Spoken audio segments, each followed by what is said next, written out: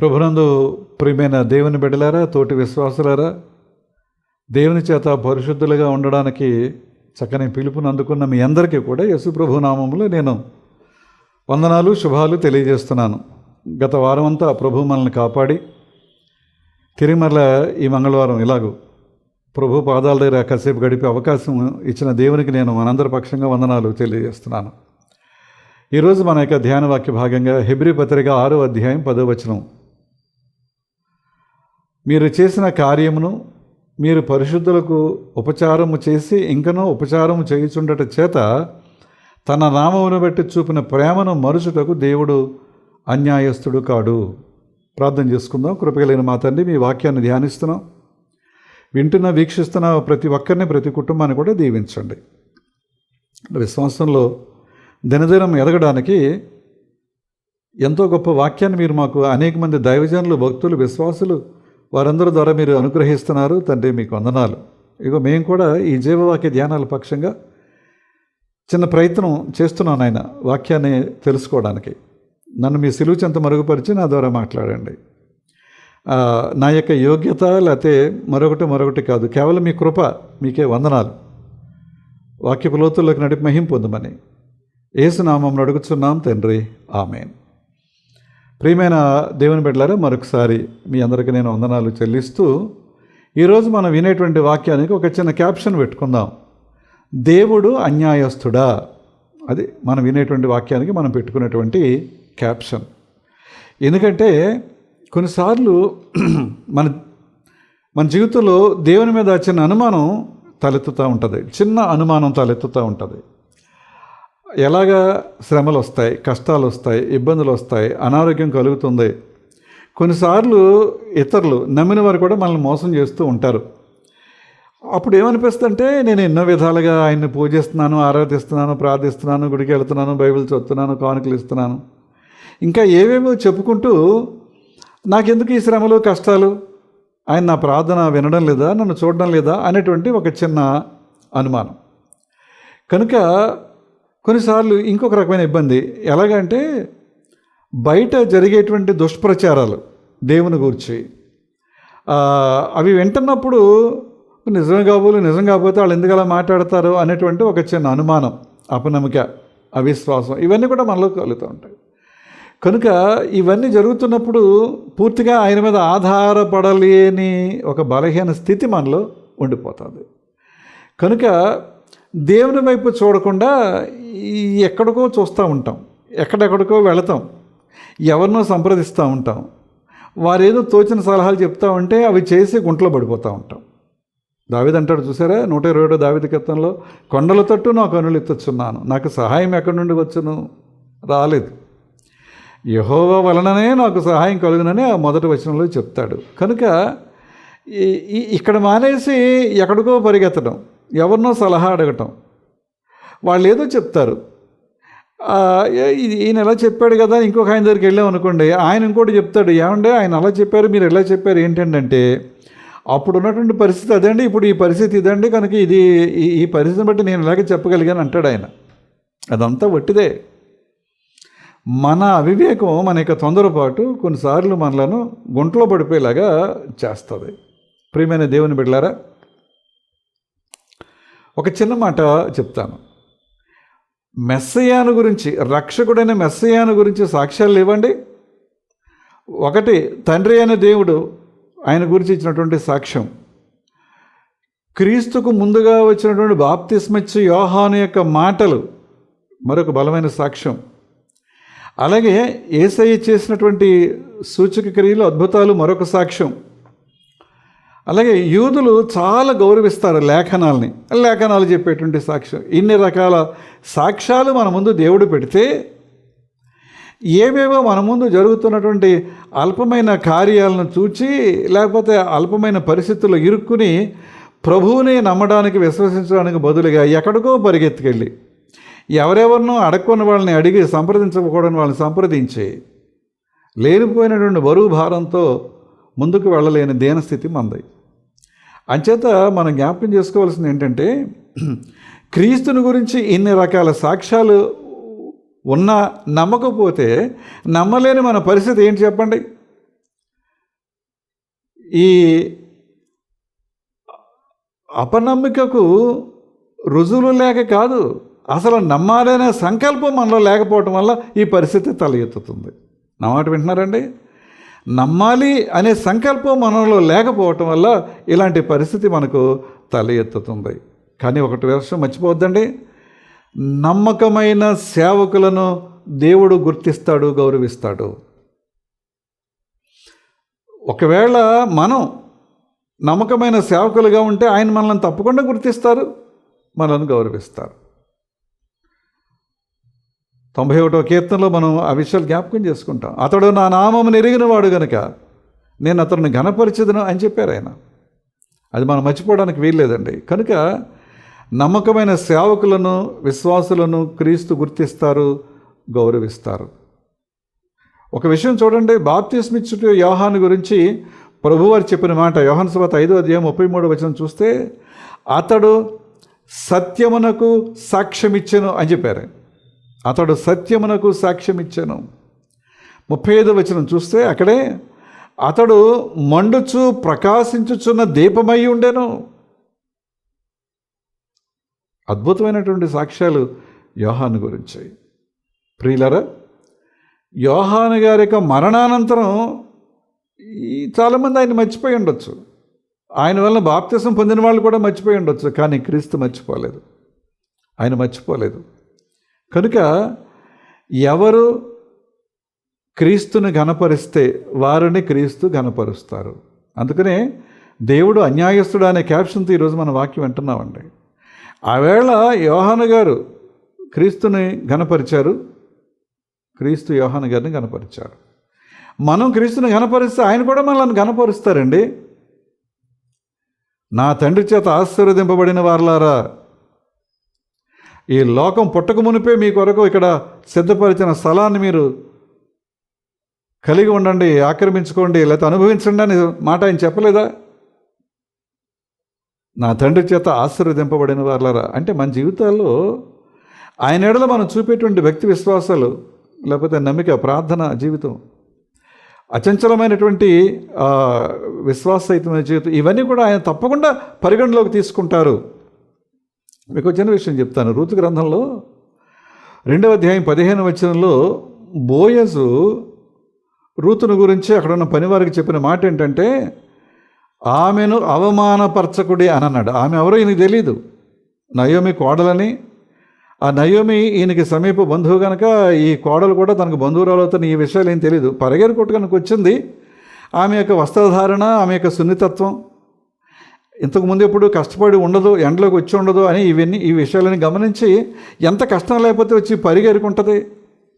కనుక ఆ పనివాళ్ళతో చెప్పాడు, ఒకవేళ పడుచు పిల్ల కనుక ఎవరన్నా వేళకోళం చేసి వెటకారం చేసి ఆవిడ ఏమన్నా మీరు ఇబ్బంది పెడతారేమో, ఆమెను అవమానపరచకుడి. మీరు పనులు కట్టేటప్పుడు కొన్ని గుప్పులు వదిలేయండి. ఆ అమ్మాయి ఒక్కొక్క కర్ర వరి కర్ర లేదా గోధుమ కర్ర ఏరుకునే కంటే గుప్పులు ఏరుకుంటే కొంచెం 4 గింజలు తన ఒళ్ళోకి వస్తాయి. ఆమెను అవమానపరచకుడి అని అన్నాడు. 19వ వచనం చూస్తే చివరి భాగంలో నయోమి ఇంటికి వచ్చింది.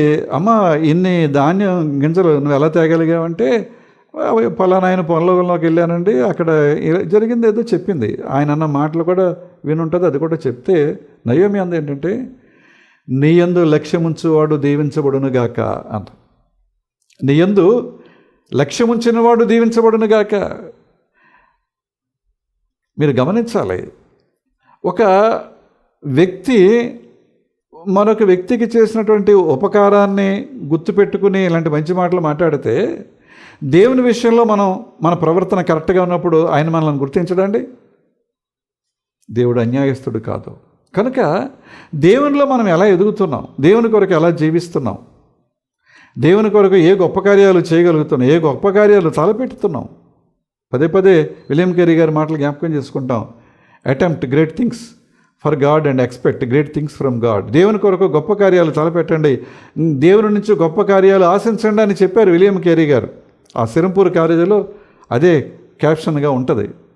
మెయిన్ గేట్ దగ్గర బిల్డింగ్ మీద ఆ మాటలు కనపడతాయి, కేరీ గారి మాటలు. దేవుని కొరకు మనం ఏం చేస్తున్నాం, దానిని ఆయన గమనించి ప్రత్యుపకారం చేయకుండా ఉండడానికి దేవుడు అన్యాయస్తుడు కాదు. అది మన భక్తి జీవితం, ప్రార్థనా జీవితం, విశ్వాస జీవితం, అడుగుజాడల్లో నడవటం, ఆజ్ఞలు పాటించడం, ఇవన్నీ ప్రతిదానికి ఒక ప్రతిఫలం ఉంటుంది. మనం ఈ విషయాన్ని మర్చిపోవడానికి వీల్లేదు. నెహెమ్యా గ్రంథంలో 13వ అధ్యాయం 14 వచనం చూస్తే నెహెమ్యా అంటున్నాడు, నా దేవా, ఈ విషయంలో నీవు నన్ను జ్ఞాపకం ఉంచుకొని నా దేవుని మందిరమునకును దాని ఆచారములకును జరుగుటకును నేను చేసిన ఉపకారములను మరవకుండుము అని అన్నాడు. మర్చిపోతాడండి ఆయన? అయ్యా, నెహెమ్యా పడ్డ కష్టం మనందరికీ తెలుసు అండి. దేవాలయ ప్రాకార నిర్మాణంలో ఆయన పడ్డ శ్రమ మనందరికీ తెలుసు. సన్బలట్టు, టోబియా, మరొకడు, ఈ ముగ్గురు చాలా ఆటంకపరిచారు, అవమానపరిచారు, హేళన చేశారు. ఎంత మాట అన్నారంటే, మీరు ఆ ప్రహరీ గోడ కడుతున్నారు కదా, ఒక నక్క దాని మీద దూకితే అది కూలిపోద్దన్నారు. ఇంతకీ ఈ సన్బలట్టు ఎవరు? సమరయ దేశానికి గవర్నరు. టోబియా చాలా ధనవంతుడు, చాలా పొలాలు స్థలాలు కలిగినటువంటి గొప్ప ధనవంతుడు, సమాజంలో గొప్ప పలుకుబడి కలిగిన వ్యక్తి. గెషెం అనేట ఆయన అరబీయుడు. ఈ ముగ్గురు కలిసి చాలా ఇబ్బంది పెట్టారు.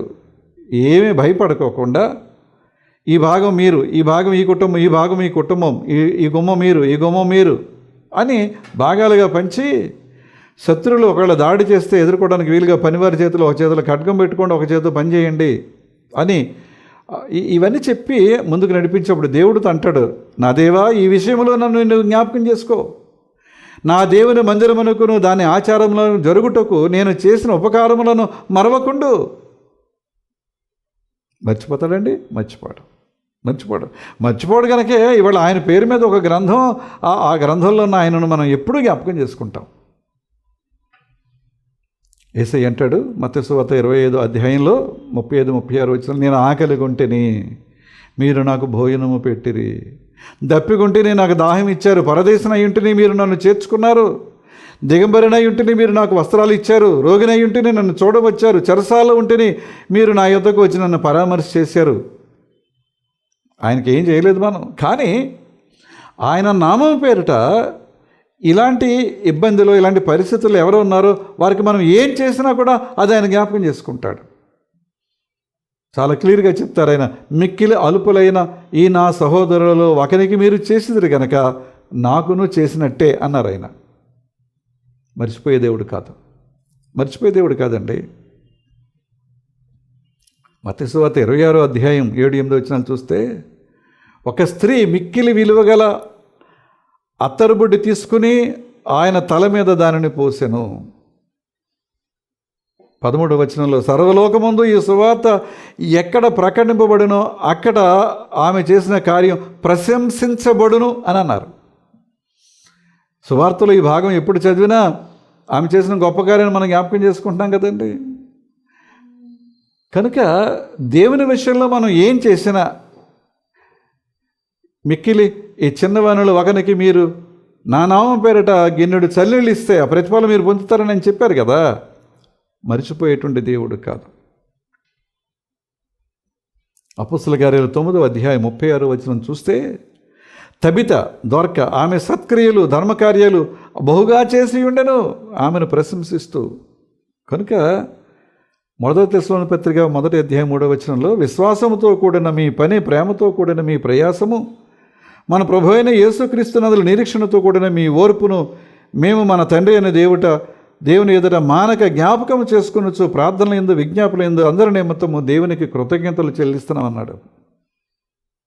కనుక దేవుని బిడ్డలారా, ఆయన జ్ఞాపకం చేసుకునే దేవుడు, మర్చిపోయే దేవుడు కాదు. కనుక దేవుని విషయంలో నా ప్రవర్తన, నా ఆలోచన, నా పని, నా సంకల్పం, కొన్నిసార్లు నా త్యాగం, కొన్నిసార్లు కష్టాలు, ఇబ్బందులు కూడా, కొన్నిసార్లు హింస, ఇవన్నీ కూడా ఉన్నాయి. జనులు మిమ్మల్ని నిందించి హింసించి మీ మీద అబద్ధముగా చెడ్డ మాటలల్లా పలుకున్నప్పుడు మీరు ధన్యులు అని అన్నారు ఆయన. పోతే పోయాళ్లే, ఆడేదో చేయబట్టి వాళ్ళు ఏదో చేశారులే అని అనుకునే దేవుడు కాదు. దానికి కూడా ఒక ప్రతిఫలం. నిందించి హింసించి మీ మీద అబద్ధముగా చెడ్డ మాటలల్లా పలుకున్నప్పుడల్లా మీరు ధన్యులు. చాలా అభండాలు వేసి మాట్లాడుతున్నారు, కొంతమంది హీనంగా మాట్లాడుతున్నారు, చాలా నీచంగా మాట్లాడుతున్నారు.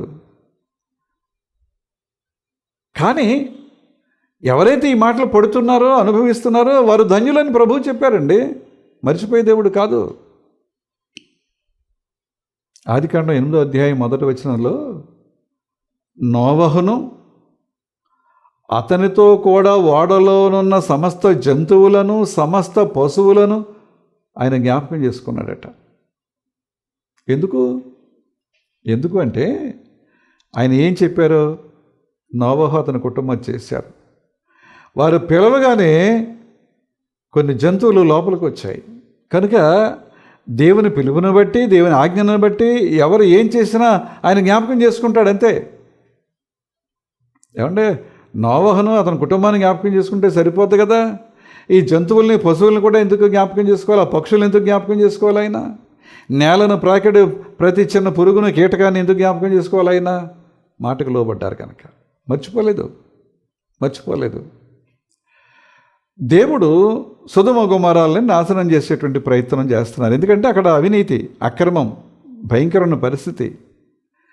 ఇంకా దానికి క్షమాపణ లేదు. అబ్రహాం గారు 50 దగ్గర నుంచి మొదలుపెట్టాడు. నాయన 50 మంది ఉంటే కాపాడువా, 40 మంది ఉంటే కాపాడు, 30 మంది ఉంటే కాపాడువా. చివరికి నేను దూళ్ళంటోడిని, దుమ్ములంటోడిని, మాట్లాడడానికి నేను ముందు తగని వాడిని, 10 మంది ఉంటే కాపాడుదా. రైట్, 10 మంది కూడా లేరు అక్కడ. కనుక ఆ 2 పట్టణాలు, ఆ సమీప ప్రాంతాలని నాశనం చేయడం కన్ఫర్మ్ అయిపోయింది. కానీ ఆ ఆదికాండం 19వ అధ్యాయం 29వ వచనంలో ఆయన అంటాడు, దేవుడు ఆ మైదాన పట్టణములను పాడు చేసినప్పుడు దేవుడు అబ్రహామును జ్ఞాపకం చేసుకుని లోతు నశించకుండా అతనిని తప్పించెను అని ఉంది అక్కడ. ఎందుకు అబ్రహామును ఎందుకు జ్ఞాపకం చేసుకున్నాడు? అబ్రహామును బట్టి లోతు కుటుంబాన్ని ఎందుకు జ్ఞాపకం చేసుకున్నాడు? అతడు యెహోవాను నమ్మెను, అది అతనికి నీతిగా ఎంచబడెను. అంచేత ఆ పట్టణాలు నాశనం చేసినప్పుడు అక్కడే ఉంటున్నాడు కనుక, పైగా 4 కుమార్తెలు ఎదురేమో రానన్నారు, పెళ్ళైన వాళ్ళు, పెళ్లి కాని వాళ్ళు ఈయనతో బయలుదేరారు. ఎందుకు ఆ లోతును, భార్యను, ఆ 2 కుమార్తెలను ఎందుకు రక్షించే ప్రక్రియ? అబ్రహామును బట్టి, అబ్రహాం యొక్క నీతి సహితమైన జీవితాన్ని బట్టి. ఆయన మర్చిపోలేదు అబ్రహాం యొక్క విధేయత, వినయం. తన కుమారుణ్ణి బలిగా అర్పించమని ఆయన అడిగినప్పుడు వెనదీయకుండా ఆ బిడ్డను అర్పించడానికి, బలి ఇవ్వడానికి సిద్ధపడి వెళ్ళినటువంటి అబ్రహాం యొక్క ఆ భక్తి సహితమైన జీవితాన్ని ఆయన మర్చిపోయే దేవుడు కాదు. ఆవేళ అబ్రహామును మర్చిపోయిన దేవుడు, నోవహు కుటుంబాన్ని మర్చిపోయిన దేవుడు మనలను కూడా మర్చిపోతాడండి? మర్చిపోడు. ఎప్పుడు?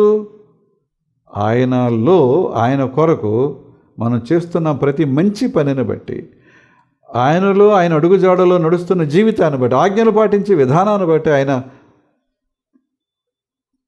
మర్చిపోయే దేవుడు కాదు.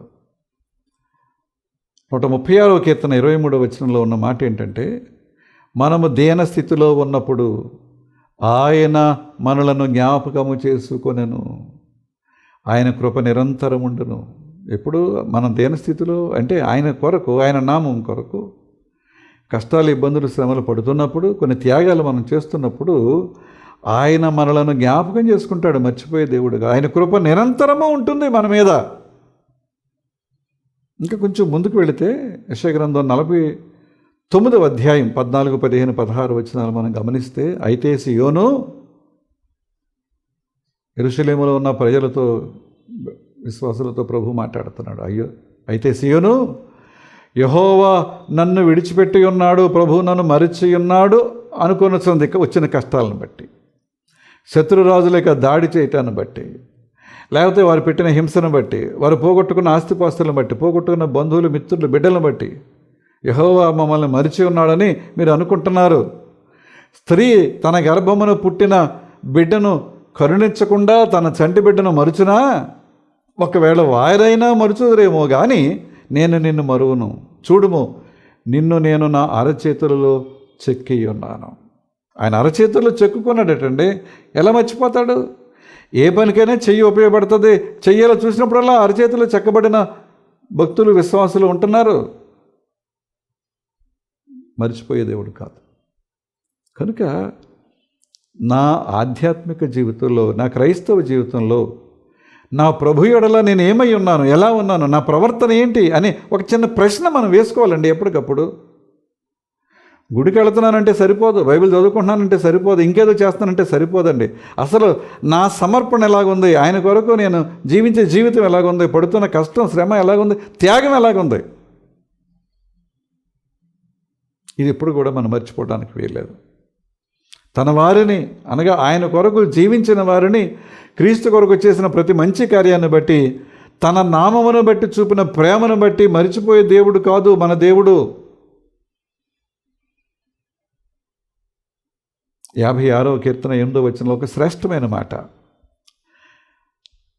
నా సంచారములను నీవు లెక్కించి ఉన్నావు. అంటే నా రాకపోకలు, నా ప్రయాణాలు, నా ప్రతి పనిలో నీవు నన్ను చూస్తున్నావు, అవన్నీ కూడా నీవు ఎప్పటికప్పుడు లెక్కిస్తున్నావు, గుర్తుపెట్టుకుంటున్నావు.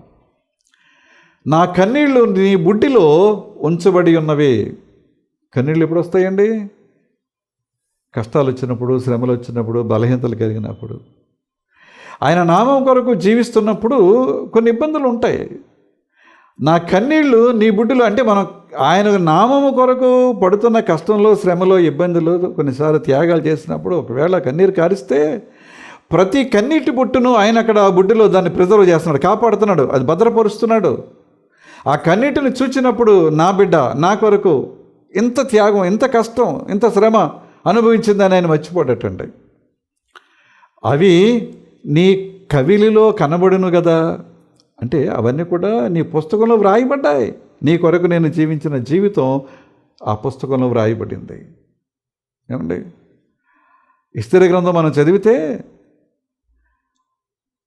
రాజుగారు కోటలో ఉన్నాడు, బయట ఇద్దరు రాజుగారిని చంపే కుట్ర చేస్తున్నారు. మొర్దెకై ఆ మాటలు విన్నాడు, వెంటనే అలర్ట్ చేశాడు. రాజుగారికి ఆ విషయం తెలిసింది, వీళ్ళదని పట్టుకున్నారు. వాళ్ళు ఇంట్రాగేట్ చేస్తే తప్పు ఒప్పుకున్నారు, మరణదండన విధించారు. అదంతా కూడా ఆయన యొక్క ఆ రాజుగారి యొక్క డైరీలో రాయబడింది, పుస్తకంలో రాయబడింది. చాలా కాలం అయిపోయింది.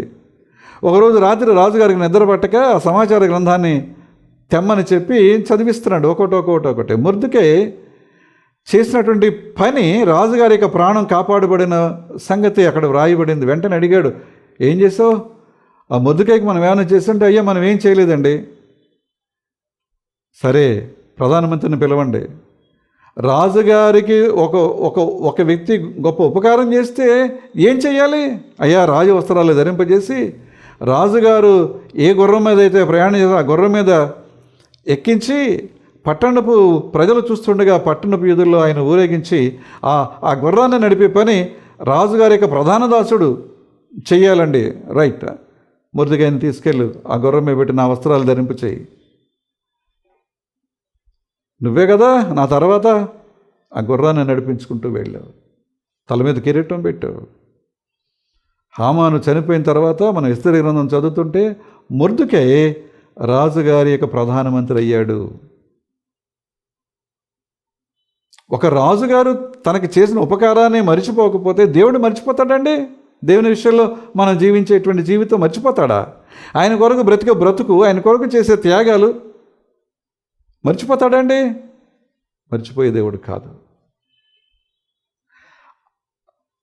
అత్తరు తీసుకొచ్చి తల మీద పోసి అభిషేకిస్తే, ఆయన పాదాలకు పూస్తే అవే మర్చిపోయిన దేవుడు తన కొరకు చేసినప్పుడు ఇవన్నీ మర్చిపోతాడా? మర్చిపోయేటువంటి దేవుడు.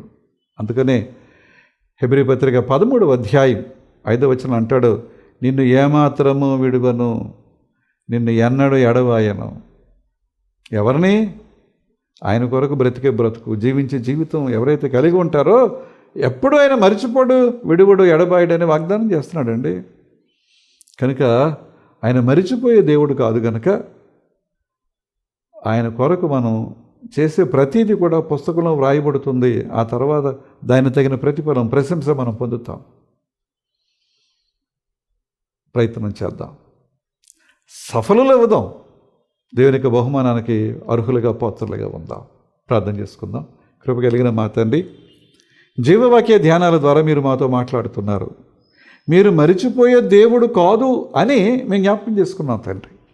ఈ వాక్యం ద్వారా మరొకసారి మీరు మాతో మాట్లాడినందుకు మీకు వందనాలు. విన్న వాక్యాన్ని మా ప్రియులు వారి యొక్క హృదయాలు పదులుపరుచుకుని మీ కొరకు జీవించటం, మీ కొరకు బ్రతకటం, అక్కడ హింస ఉన్నా, కరువు ఉన్నా, కష్టం ఉన్నా, శ్రమ అయినా, కన్నీరైనా, దుఃఖమైనా, అవమానమైనా కూడా ఏ త్యాగాన్ని చేయడానికి సిద్ధపడినప్పుడు దాన్ని మీరు జ్ఞాపకం చేసుకుంటారు నాయన. మీకు వందనాలు. ప్రతి కుటుంబాన్ని కూడా దీవించు, ప్రతి ఒక్కరిని ఆశీర్వదించు తండ్రి. బిడ్డల పరీక్షలు సహాయం చేయండి, కృప చూపించండి నాయన. ఇక మరి ఫిబ్రవరి నెలలో చివరి మంగళవారానికి వచ్చేసాం. కొంచెం ఎండలు పెరుగుతున్నాయి, కొంచెం ఇబ్బందికరమైన వాతావరణం.